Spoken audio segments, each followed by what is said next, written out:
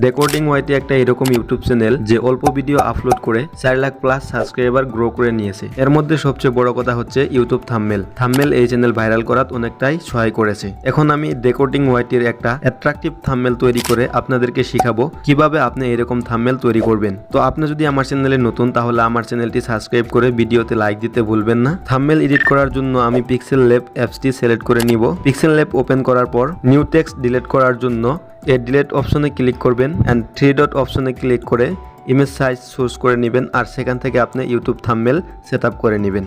নিচের সাইডে স্কোয়ার সাইজে ক্লিক করে একটি ব্ল্যাক ব্যাকগ্রাউন্ড নেবেন।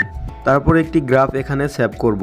এখন আমি গ্রাফটা এরকম করে সেটআপ করে নিব। তারপর হেসা কনসেপ্ট ক্লিক করে কালার অপশন টাইপ করব। এখন এটা এনেবল করে দিব। তারপর আমি এই প্লাস আইকনে ক্লিক করে আমার থাম্বনেল রিলেটিভ কালার সেটআপ করে দিব।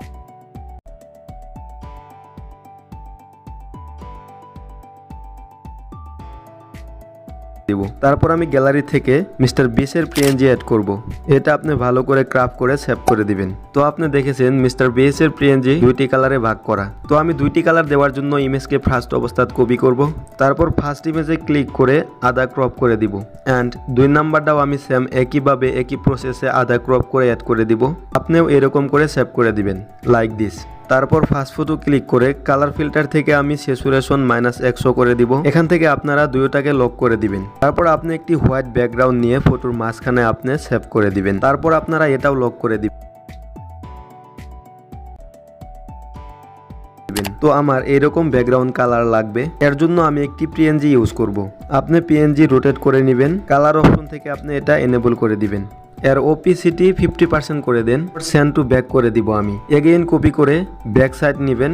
তারপরে এটা গ্রিন কালার সিলেক্ট করার পরে এরকম অ্যাডজাস্ট করে নেবেন। এটাও সেন্ড টু ব্যাক করে দেন। এটাও লক করে দিবেন। এখন আমার এই দুইটি ইমেজ অ্যাড করা বাকি। তো এটাও আমি ফ্রম গ্যালারি থেকে ইনপুট করে নিব। এইভাবে সেট আপ করে দিবেন। তারপর সেন্ড টু ব্যাক।